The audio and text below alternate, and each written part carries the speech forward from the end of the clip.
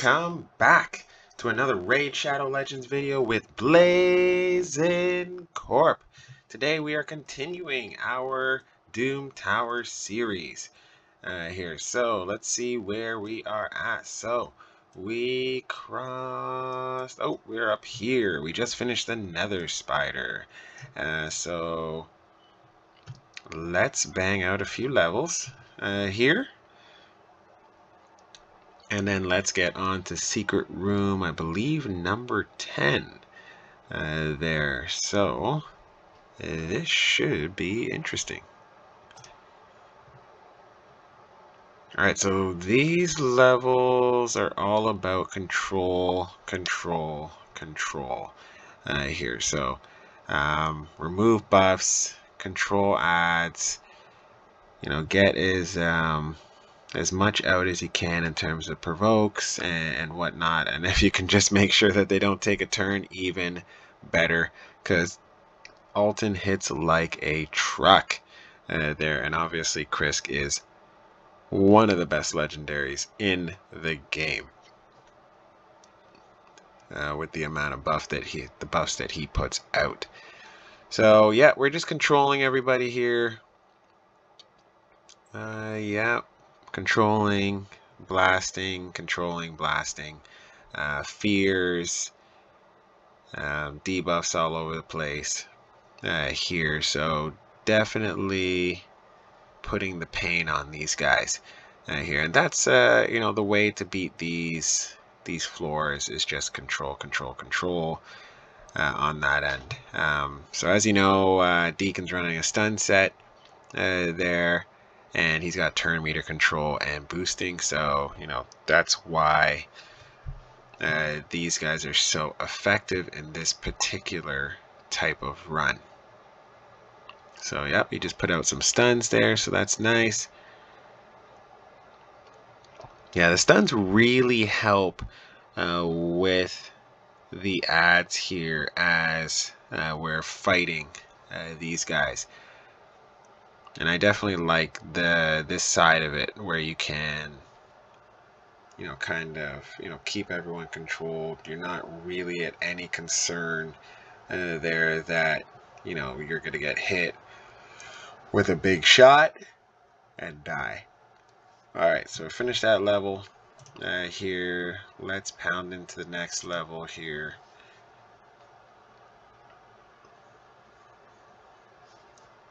Now these shouldn't take too long, but I built my team more as a sustained team with lots of control rather than straight up nuke, because I just don't have the gear for straight up nukes, as most mid-tier players don't. So when you watch a lot of these other YouTubers who are just nuking, it's really unrealistic gameplay for the majority of us. So that's why I'm building my team this way, with a lot of sustain and putting a little bit more thought into it in terms of just how to play the actual game here. Now I do have a nuker here, so I do have the Ithos and he does nuke there, so not gonna lie on that end. But does he have crazy high attack and crit damage? No, he doesn't there. So he's not doing anything crazy, so we still need all the control that we are bringing here.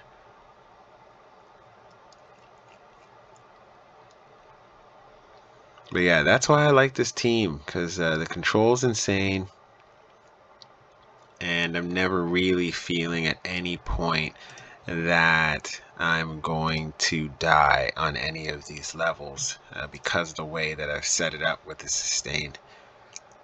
And Iron Brago is actually like pretty much one of the best, at least in my mind with my team here. He's kind of one of the best legendary champions in the game there. With his passive, he can really pull a lot of people through content there, especially people who are a little bit more squishy there.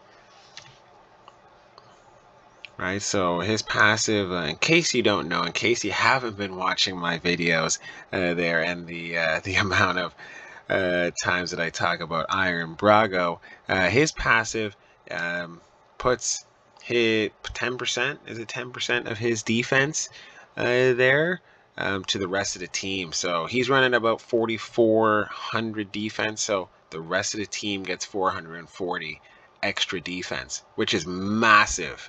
There, it allows squishy guys like Ethos to take a hit there. And then if I was to have him as the lead, he would give another 34%, only in the Doom Tower. But and that would be something I would do if I, lost in any of these levels. Instead of having a speed lead, I'd switch it over to the defensive aura. Now you can see here, we're just crushing some of these levels here on our way to floor 95 and the secret room here. Looks like we're gonna face some Valkyries and some Martyrs here, so kind of interesting to see how this particular battle turns out here, because we don't have any revivers on my team here. I actually don't have that many revived champions that are worth kitting out just yet. There. Do remember, when you are, free to play or a low spender, it is very important to be very precise with how you use your resources, silver, energy, gems there, because you don't want to spread the love too much there. Otherwise, you'll have a bunch of okay champions and no really good champions there. So I have good champions that are just sitting on the back burner there, because I haven't built them out there, because I'm trying to finish content here right now, and make sure I can run this properly here. Now, as I get better gear for each of these champions, and this is something you guys should really listen to here, as I get better gear for these champions, the gear that I currently have on them is going to move down to the next tier of players or characters that I want to build out, or that I've been passively building out during different events and whatnot there. So that's super important, because that's a way to still build out your roster without having to focus entirely straight on building out the roster there. So you can just see here, Madame Sarah is literally the best epic in the game. Here she's just wiping all of those counter-attack buffs and putting fears all over the place, which I've used to great effect in the Doom Tower here. Hey, we get an extra HP XP there for one day. That's kind of nice.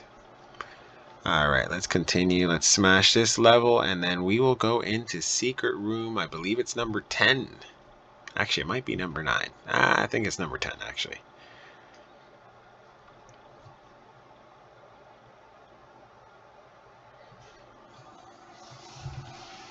Alright, so what do we have here? We got some seekers, lots of seekers actually. What is that, a cage breaker? No, Titan, that's a Titan, towering Titan, I believe. There, I got a cult brawler. Is that Yaga? That might be, no, that can't be Yaga. There, but we got some seekers. So main thing here is just actually just burn them, to tell you the truth. Not really. These guys put, the cult brawlers put basically poisons on themselves, so only can help my characters, since my characters hit harder when there's poisons on the actual guys who they're hitting because of Bad L's passive there. So to come up against a team that puts poisons on themselves is kind of ridiculous, actually, because they're gonna get owned, which is pretty funny, which is what happened there.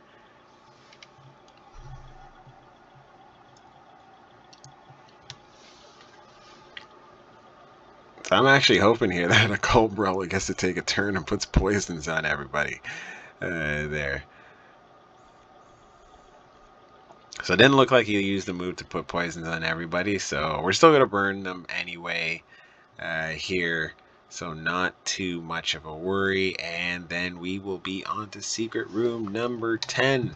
All right, let's go to floor selection. Secret room number 10. And let's see, we got to do Force Champions. Ooh, Force Champions. This should be interesting. So, Bad L, crit rate in all battles by 25%. Or we could do Raktor Drath with resist. Why would we do resist? Counterattack. Yeah, he's got weaken and defense down, and she has some abilities as well. Actually, you know what? Resist actually might not be too bad in this particular setup. So we're going to use our clan boss enabled Skull Crusher. Okay, we can use a Blood Gorged. And who would be... you know what? Haven't had the opportunity to use War Maiden in a long time, surprisingly enough. But you can see here I've got crazy amount of champions to kit, to build out, and those will all be passive builds. There, I will not build them out actively. It is not worth my time or my effort, at least right now. But passively, we will be building those out. Let me see if anyone from my clan. No one in my clan's got up to this room yet, and I'm sure global rankings have just nuke teams. Yep, nuke teams all over the place. So we don't have a nuke team here. So what we have is Veils here, perfect Veils actually, and tons of resistance, tons of healing and poisons here, and then we're going to have counterattacks. So counterattacks going to be really critical here in this particular battle, because we don't have, you know, a crazy amount of burn. War Maiden does have a little bit of burn. She's not 60 yet. Actually, I should actually turn her into a 60 here, and then we haven't really ascended this guy here. He's one of the first legendaries that I got, and I never really pushed him beyond, you know, just being more of a mid-tier kind of guy there, because I just didn't feel the need to do it here. So we've got two burn. But no one extraordinary. We've got Perfect Veil. So Perfect Veil is really going to be what's going to come in with the resist, and then some passive heals and counterattack. So let's see how this does. And yeah, it's just thinking through like who you have, how they synergize together, and how the run is going to go. Now, I hope I haven't stripped any gear off any of these guys as I've been building out the new legendaries that I got, Astrolon and Countess Lix here, but I don't think I have been since I've been putting perception gear on those two, but you never know.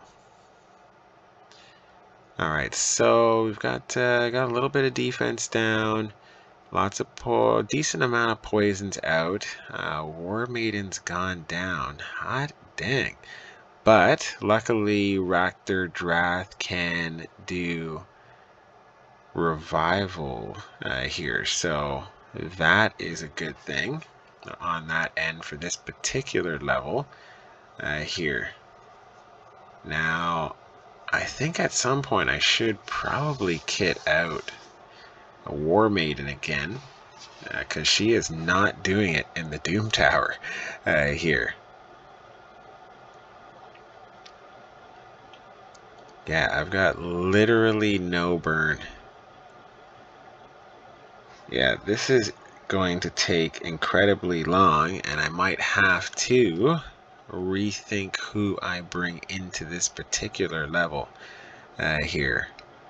Now, this set of champions is going to be pretty difficult, actually. Here, I am really hoping... Yeah, he's not hitting particularly hard at all. This might be something where we might have to see if we have a shield champion that we could use. Yeah.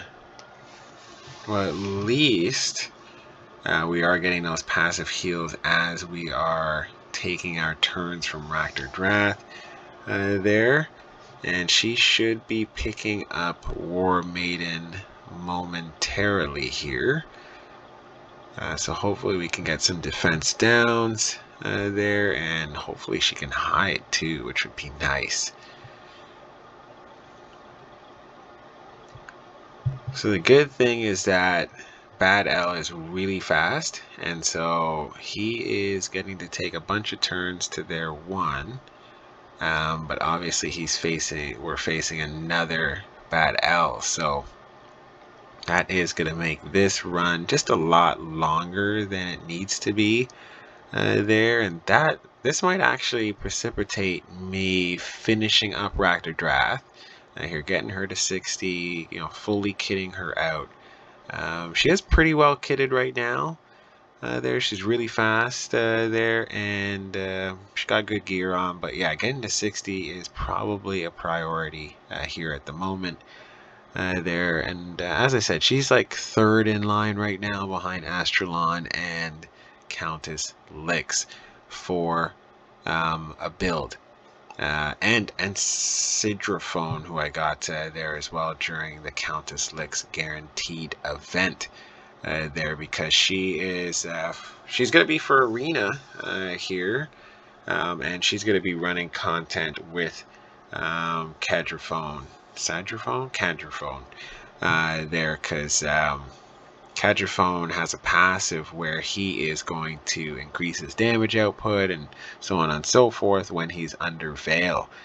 And it's like something ridiculous, like 40% increase in damage there, which is just insane on that end. Yeah, so we're doing the slow burn here.